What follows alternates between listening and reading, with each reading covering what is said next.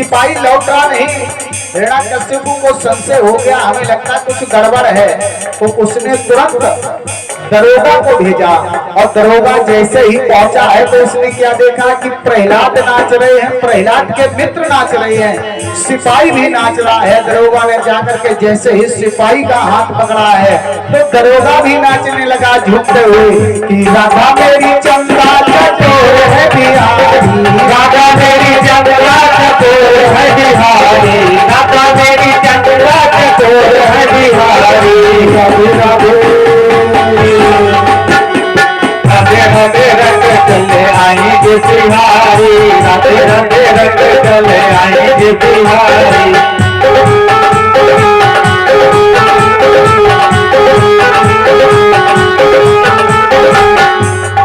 जैसे ही आज दरोगा वापस नहीं पहुंचा, दरोगा भी मद होकर के नाचने लगा। हिरण्यकशिपु ने मंत्री को भेजा और जैसे ही मंत्री पहुंचा तो उसने देखा प्रहलाद के मित्र सिपाही दरोगा सब नाच रहे हैं। उसने जाकर के जैसे ही दरोगा का हाथ पकड़ा तो वो भी नाचने लगा कि राधे राधे जब चलो आएंगे बिहारी, राधे राधे जब चलो आएंगे बिहारी, आएंगे बिहारी चले आएंगे बिहारी, आएंगे बिहारी चले आएंगे बिहारी।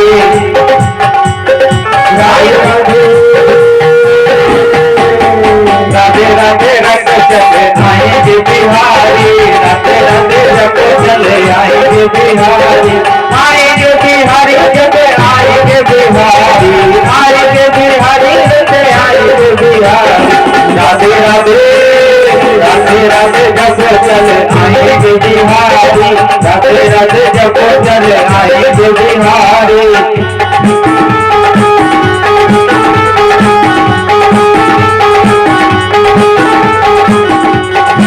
आज जब मंत्री भी वापस नहीं पहुंचा तो उसी समय हिरण्यकशिपु को संशय हुआ। उसने कहा अब खुद चलना चाहिए कि मैं अपना काम स्वयं करूं। तो वह स्वयं जैसे ही चल करके पहुंचा है तो क्या देखा कि प्रहलाद नाच रहे, प्रहलाद के मित्र नाच रहे हैं, सिपाही दरोगा मंत्री सब नाच रहे हैं। और उसने जाकर के मंत्री का हाथ पकड़ा और जैसे ही बाहर लगाई सबके सब स्तब्ध हो गए। जैसे ही स्तब्ध हो गए, अब आप खड़े हैं, सब एक दूसरे की ओर मुख की ओर ताक रहे हैं। मित्रों ने प्रहलाद की ओर इशारा किया, भैया अब क्या होगा? प्रहलाद ने कहा कि तुम चिंता मत करो, हम सब संभाल लेंगे। अब यहाँ पर एक बात विचारणीय है कि जैसे ही प्रहलाद ने मित्रों को उपदेश दिया, मित्र नाच रहे हैं, दरोगा आया वो भी नाचने लगा, सिपाही वो भी नाचने लगा, मंत्री वो भी नाचने लगा, लेकिन वही हाथ आज हिरण्यकशिपु ने पकड़ा। लेकिन हिरण्यकशिपु क्यों नहीं नाचा? क्यों नहीं नाचा? उसके पीछे कारण एक है, जैसे कि ये तार है, इसमें बराबर लाइट चल रही है, तो इसमें आप जैसे ही इसको स्पर्श करोगे तो ये करंट मारेगा, और करंट जब मारेगा तो आप जान लोगे कि लाइट है। और लाइट कितनी भी चल रही हो तो सबके अंदर प्रेम है राम के प्रति, लेकिन हिरण्यकशिपु के भय के कारण कोई राम नाम नहीं कह रहा है और सब नाच रहे हैं, क्योंकि जब भक्ति मिलती है तो फिर कुछ नहीं, मैं तो प्रेम दीवानी। जब ये भक्ति सवार होती है, लेकिन हिरण्यकशिपु अब लाइट खूब चल रही है, अब कितने भी चाहे 11,000 वोल्टेज हो और चाहे 4 लाख, और उसमें आप फ्यूज बल्ब लगा दो तो फ्यूज बल्ब कभी जल नहीं सकता। तो हिरण्यकशिपु फ्यूज बल्ब है, इसलिए उसका कुछ नहीं हुआ। उसने प्रहलाद का हाथ पकड़ा और घसीट करके घर लाया और अपनी पत्नी से कहा, कयाधु तुम इसे विष देकर के मार दो, अगर ये इसे नहीं मारा तो समस्त समाज में मेरे विद्रोही पैदा हो जाएंगे।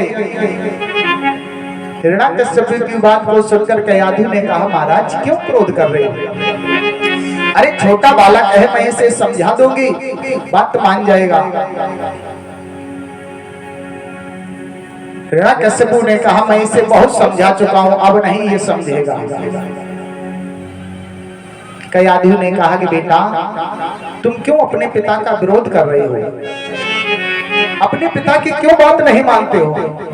प्रहलाद जी ने कहा माता जी अब आप कहो, चाहे पिताजी कहे, चाहे पूरा संसार कहे, लेकिन राम नाम मैं छोड़ने वाला नहीं हूं। पिताजी ने आदेश दिया है आप अपना कर्म करो, मैं अपना कार्य करूंगा। मैया ने कहा कि बेटा तुम अभी विष को नहीं जानते हो, विष का स्वाद जिसने लिया आज तक नहीं बता पाया कि खट्टा होता है कि मीठा। आपके यहाँ किसी ने लिया? ठीक लियो ना धोखाधड़ी में चेक कर बैठो। इसलिए जैसे ही विष का पात्र लाकर के आज कयाधु ने प्रहलाद जी को दिया है, प्रहलाद जी ने विष का पात्र देखा और विष को देखा, विष से कहा कि हे विष मामा तुम भी समुद्र से उत्पन्न हुए हो और समुद्र से ही मेरी मैया लक्ष्मी का जन्म हुआ है, इसलिए इस रिश्ते से आप हमारे मामा हुए और मामा कभी भांजे का अनिष्ट नहीं करते हैं। उसमें से 2 बूंद लिया और भगवान को भोग लगा दिया। तुदियम वस्तु गोविंद तुभ्यमेव समर्पये ग्रहाम सम्मुखो भूत्वा प्रसीद परमेश्वरा। जैसे ही भगवान को भोग लगाया है और वह विष का पात्र लिया और मुख से लगा करके एक ही बार में पूरा विष का पात्र खाली करके फेंक दिया। अब प्रहलाद के मित्र खड़े खड़े देख रहे हैं कि अब मर रहे, अब मर रहे। हिरण्याकश्यप इंतजार कर रहे कि अब गिर रहे, अब गिर रहे। प्रहलाद अब न तब जब प्रहलाद को कुछ नहीं हुआ, हिरण्याकश्यप को संशय हो गया, हमें लगता है कयाधु ने कुछ गड़बड़ कर दिया, इसने विष नहीं पिलाया अभी तो अन्य कोई वस्त्र पिलाता। जैसे ही वही विष का पात्र लिया, एक पास में सिपाही खड़ा था, उससे कहा इसको चेक करो। अब जैसे उसने जीव लगा वे धड़ाम रे गोविंदाय नमो नमः। जैसे ही सिपाही खत्म हुआ, अब हिरण्याकश्यप सोचने लगा अब तो कोई समस्या है। उसने जाकर के आदेश दिया कि इसे पहाड़ों से फेंक दो। जैसे पहाड़ों से फेंका गया, मैया दौड़ करके नारायण के पास गई कि नारायण हे प्रभु मेरी आज बालक की रक्षा करना आपका कर्तव्य है। भगवान ने जाकर के हाथों पर ही ले लिया। जब तक पहाड़ से फेंक करके सिपाही लोग नीचे उतरे तब तक प्रहलाद जी दरबार में खड़े और वो पीछे से भागते हुए चले आ रहे हैं। और प्रहलाद जी ने कहा पिताजी राम राम। अब वो भागते हुए आए कि महाराज अब नहीं बचा होगा, मर गया होगा, उसकी तो हड्डी पसली टूट गई होगी। हिरण्याकश्यप ने कहा अरे दुष्टो ये देखो ये सामने खड़ा है। समुद्र में फेंक दिया और जैसे ही समुद्र में फेंका, मैया लक्ष्मी फिर दौड़ के गई भगवान के पास। भगवान ने कहा हम बार बार की जिम्मेदारी नहीं लें, समुद्र राज तुम्हारे पिताजी है, पिताजी से कहो। जैसे ही समुद्र फेंका, मैया ने पिताजी से निवेदन किया कि मेरे बेटे को कुछ नहीं होना चाहिए।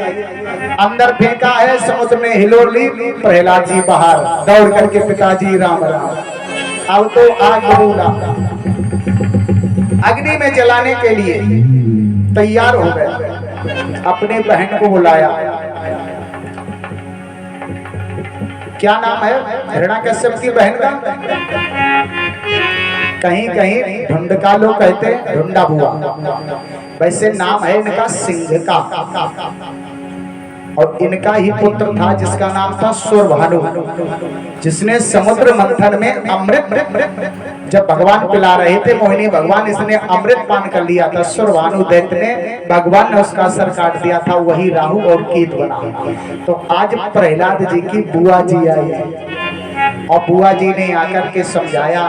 प्रहलाद जी ने कहा बुआ जी आप व्यर्थ में समय खराब करे हो, हम तो चिकने घड़ा है या बैगन मान ले, जितनी देर पानी में डुबो रहे हो तब तक तो है, बाकी बात हम रहे जैसे कि तैसे, क्योंकि हम नाम भगवान का ही लेंगे।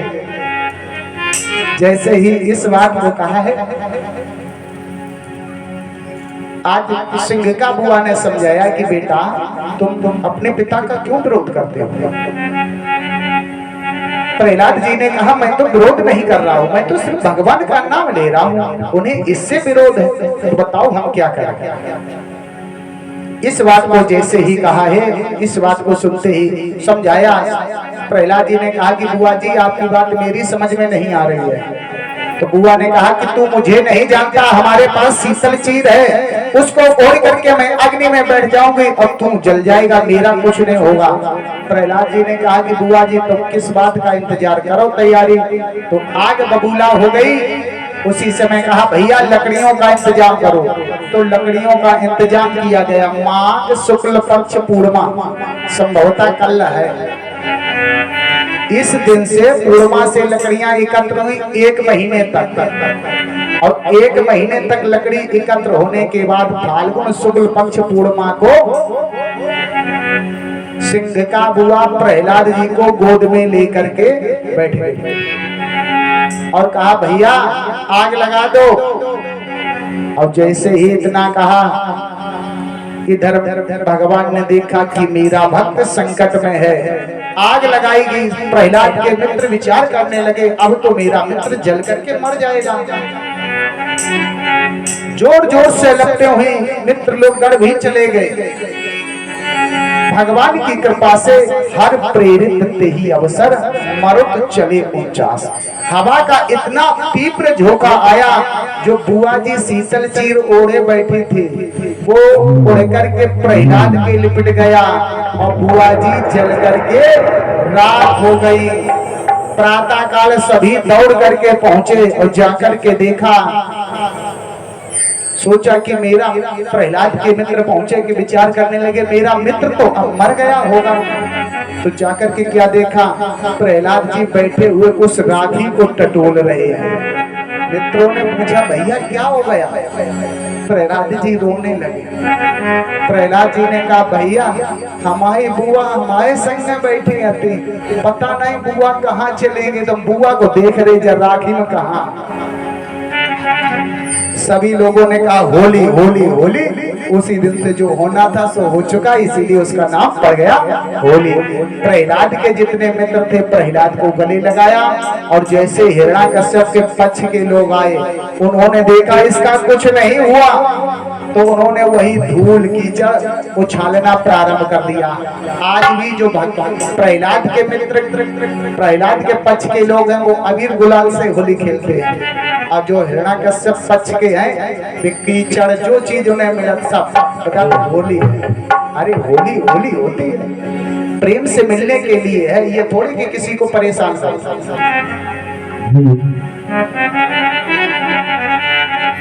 और नाना प्रकार से सता रहे हैं, लेकिन प्रहलाद जी कह रहे हैं कि पिताजी मोहे राम नाम प्यारो, मुझे तो राम का नाम प्यारा है, आप कितना भी सताओ। आज नाना प्रकार से हिरण्याकश्यप को प्रहलाद को सता रहा है, लेकिन जब प्रहलाद का बाल बांका नहीं हुआ तो उसने अंतिम बार एक खंभ को गर्म करवाया और कहा कि तेरा भगवान इस खंभ में है। पहले तो प्रहलाद जी का एक बार धैर्य छूट गया, विचार करने लगे ये खंभ इतना गर्म है, मेरा भगवान इसमें हो सकता या नहीं है। तो भगवान ने देखा कि भक्त का साहस टूट रहा है, तो भगवान ने चींटी का रूप धारण किया और उस खंभ के ऊपर नीचे भगवान चढ़ने उतरने लगे। प्रहलाद ने जैसे ही चींटी को देखा, प्रहलाद ने विचार किया कि जब इस चींटी का कुछ बाल बांका नहीं हुआ तो हम तो चींटी से कम 1000 गुना है। उसी समय प्रहलाद से पूछा कि तेरा भगवान इस खंभ में है। प्रहलाद ने कह दिया कि मेरा भगवान इस खंभ में है, और आवाज लगाई है प्रभु से कि प्रभु इस संसार के लोगों को आज आप ये बताने के लिए आ जाओ कि हम इस संसार में हैं कि नहीं है। लोग कहते हैं भगवान पत्थर के हैं, लेकिन भगवान पत्थर के नहीं, पत्थर के सभी लोग हैं। कि पत्थर की दुनिया से निकल के बाहर आ भगवान, कितना दुखी इंसान। पत्थर की दुनिया से निकल के पार का भगवान, इतना दुखी इंसान।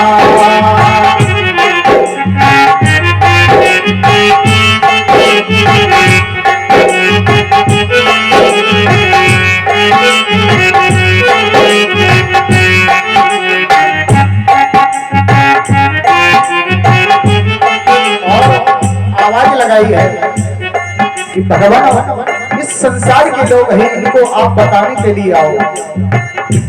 ऐसे पत्थर के भोले, पत्थर की पार्वती, पत्थर के हैं भोले, पत्थर की पार्वती, पत्थर के ब्रह्मा जी, पत्थर की सरस्वती, पत्थर के ब्रह्मा जी, पत्थर की सरस्वती। पत्थर पर पग लगा रहा था, पत्थर बना महान, कितना दुखी इंसान।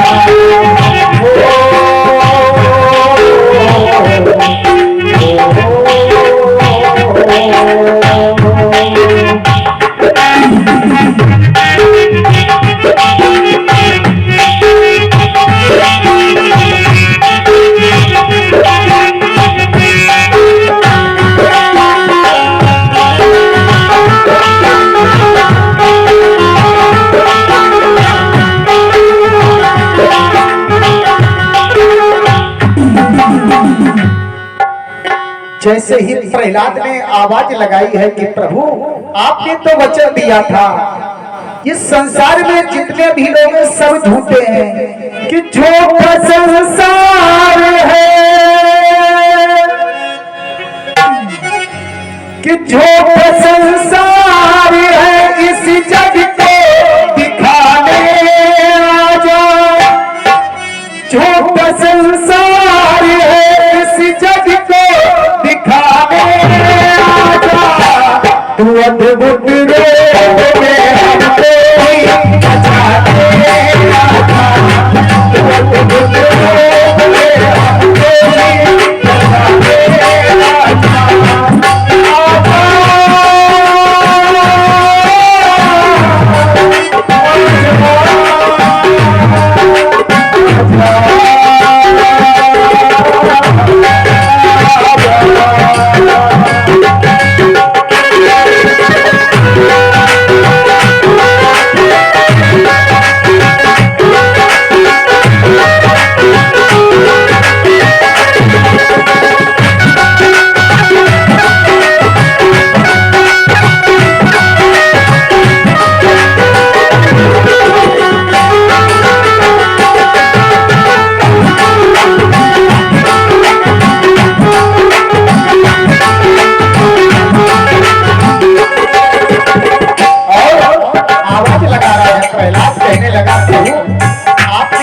वचन दिया था, आपने क्या कहा था? तू तो कहता था पिता मैं मिटाता हूँ, तू तो कहता था पिता मैं मिटाता हूँ। कष्ट जब भक्त पर आए तो मैं आता हूँ, कष्ट जब भक्त पर आए तो मैं आता हूँ। आज प्रहलाद को, आज प्रहलाद को इन दुष्टों से बचाने आजा। आज प्रहलाद को इन दुष्टों से बचाने आजा। तू अद्भुत रूप में हमको भी बचाने आजा। तू अद्भुत रूप में हमको भी बचाने आजा।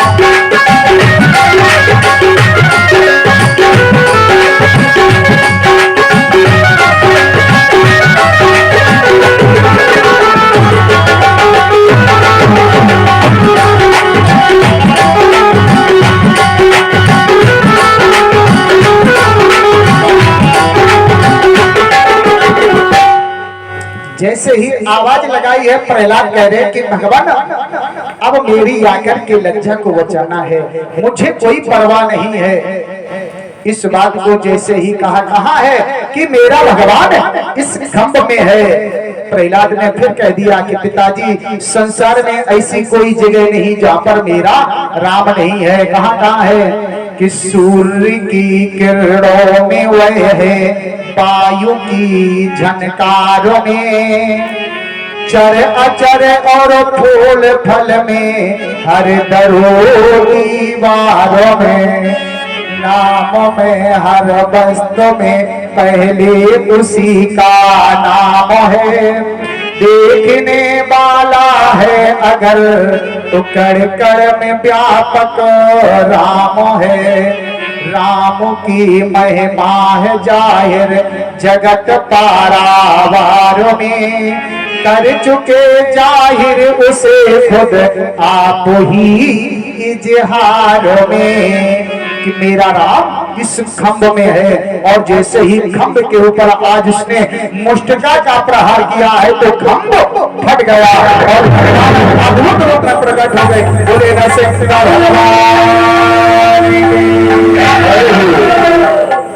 आज भगवान नरसिंह के रूप में प्रकट हुए और झपट करके हिरण्यकश्यपु को पकड़ लिया और ले जाकर के दौड़ते हुए भगवान आज देहली पर।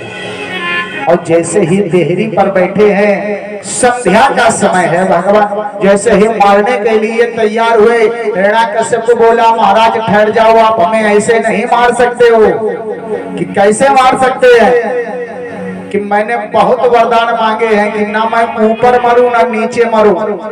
भगवान ने कहा कि देखो तुम कहाँ हो, कि महाराज ना हम ऊपर हैं ना नीचे हैं, आपकी गोदी में है।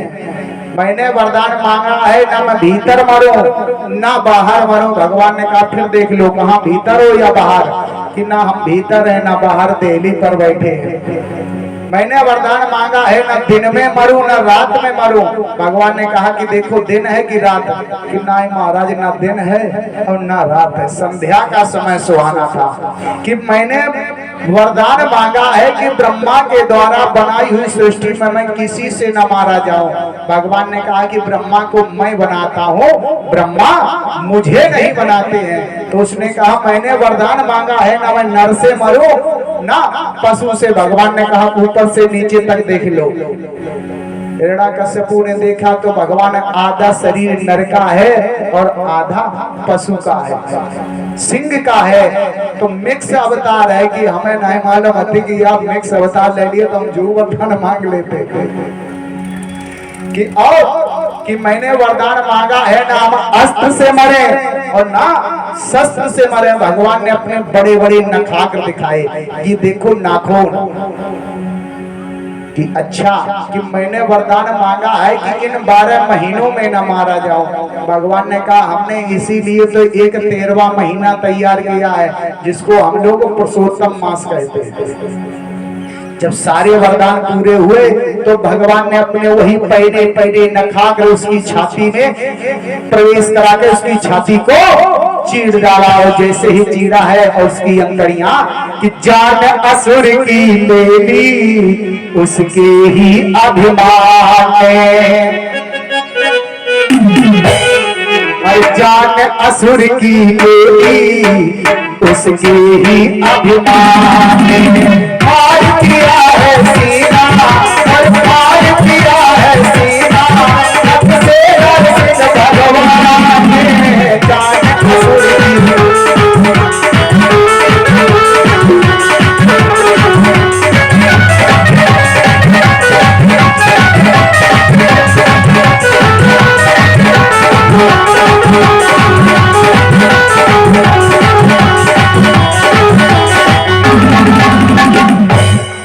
आज भगवान ने उसके प्राण ले लिए। बोले नरसिंह भगवान की। आप सभी देवता भगवान का स्तवन करने के लिए आए और जैसे ही आए हैं तो भगवान ने जैसे ही दहाड़ लगाई सारे देवता भाग खड़े हुए, क्योंकि भगवान बहुत क्रोध में है। भगवान का क्रोधावतार है ये। दौड़ करके मैया लक्ष्मी के पास गए, कहा मैया माता जी जल्दी चलो। कि क्या बात है? कि पिताजी बहुत गुस्सा में है। कि पिताजी गुस्सा में? कि अबे हम चल रहे, हम देख रहे कैसे गुस्सा में श्रीमान जी कितने गुस्सा में रात में। अब देवी जी ने अगर एक उदाई आवाज लगाई तो तुरंत कछ हो रहा है। अब मैया ने तुरंत 16 श्रृंगार किए, आरती का थाल लिया और जैसे ही दौड़ करके नरसिंह भगवान के सामने आई और आरती करना चाहती है, भगवान ने तार लगाई, थाली वहीं छोड़ दी, मैया मैया मैया कहती हुई भाग सीधी बैठक। देवताओं ने कहा क्या हुआ माता जी? तो माता जी ने कहा कि जे हमारे वाले नहीं है कि काहे कि हमारे वाले ऐसे ही नहीं। वो कैसे हैं कि शांताकारम, वो तो शांत रहते, उन्हें कभी क्रोध आता ही नहीं। अब सभी देवता विचार करने लगे क्या करना है। उसी समय सभी ने विचार करके कहा कि प्रहलाद को भेजो, क्योंकि भगवान प्रहलाद के लिए आए हैं। और प्रहलाद जैसे ही हाथ जोड़ करके भगवान के पास पहुंचा है, भगवान ने प्रहलाद को उठाया और अपनी गोदी में बिठा लिया और उसके शरीर को जीभ से चाटने लगे। यहीं पर भगवान का एक नाम पड़ा है भक्तवत्सल। बोलिए भक्तवत्सल भगवान की। और उसके शरीर को जीभ से चाटते चाटते भगवान रोने लगे। कहा भक्तराज मैंने बहुत देर कर दी आने में। कि बोले प्रभु प्यारे अंग कोमल तिहारे, दुष्ट ने सतायो अपना एक गाने में, हृदय से लगाए लपटाए प्रभु बार बार, करुणा स्वरूप बने करुणा दिखाने में। मंजुल मुखार विंद चोम चोम कहे प्रभु, क्षमा करो लाल हमें देर हुई आने में, क्षमा करो लाल हमें देर हुई आने में। जब प्रहलाद ने भगवान को रोते हुए देखा, प्रहलाद ने कहा भगवान आप क्यों रो रहे हो? भगवान ने कहा कि बेटा मैं ये देख रहा हूँ कि तुम्हारे पिता ने तुम्हें इतना सताया लेकिन तुमने नाम लेना नहीं छोड़ा। प्रहलाद ने कहा कि प्रभु आपके लिए मैं अपने प्राणों को न्यौछावर कर सकता था। मैं जानता था कि मेरे प्रभु कहीं ना कहीं हमारी रक्षा जरूर करेंगे। इस प्रकार से आज प्रभु प्रहलाद से लिपट करके रोए हैं। भगवान ने कहा कि बेटा कुछ वरदान मांग लो। प्रहलाद ने कहा कि मुझे कुछ नहीं चाहिए, अगर आप देना चाहते हो तो हमारी बस से एक ही अभिलाषा है कि आप मेरे पिता को नरक में मत डालना। भगवान ने कहा कि बेटा जिसके कुल में तुम्हारे जैसा भगवान का भक्त उत्पन्न हो गया, तुम अपने पिता की बात कर रहे हो, तुम्हारे कुल में अब 21 पीढ़ी तक कोई नरक में नहीं जाएगा। और मैं ये वचन देता हूँ आज के बाद तुम्हारे वंश में मैं किसी का वध नहीं करूंगा। इतना कह करके भगवान अंतर ध्यान हो जाते हैं। बोलिए भक्तवत्सल भगवान की।